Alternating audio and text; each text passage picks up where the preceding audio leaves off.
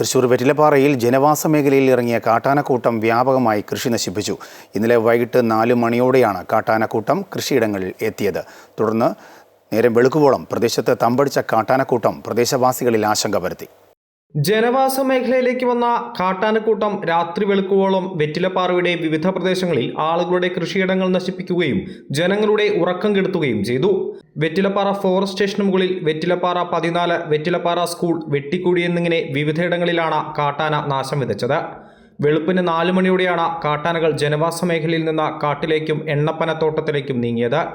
രാവിലെ 8 മണിയായിട്ടും കാട്ടാനകൾ പ്ലാന്റേഷൻ എണ്ണപ്പനത്തോട്ടത്തിൽ നിന്ന് നീങ്ങാതായതോടെ പ്ലാന്റേഷൻ ജീവനക്കാരെത്തിയാണ് കാട്ടാനകളെ തുരത്തിയത്. പ്രദേശത്ത് കഴിഞ്ഞ രാത്രി 10ലേറെ ആനകളാണ് പര്യടത്തായി ഉണ്ടായിരുന്നത്.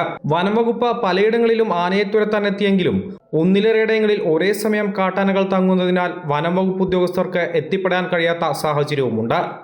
എത്രയും പെട്ടെന്ന് നടപടി സ്വീകരിക്കണമെന്നാണ് നാട്ടുകാരുടെ ആവശ്യം. അമൃത ന്യൂസ്, തൃശൂർ.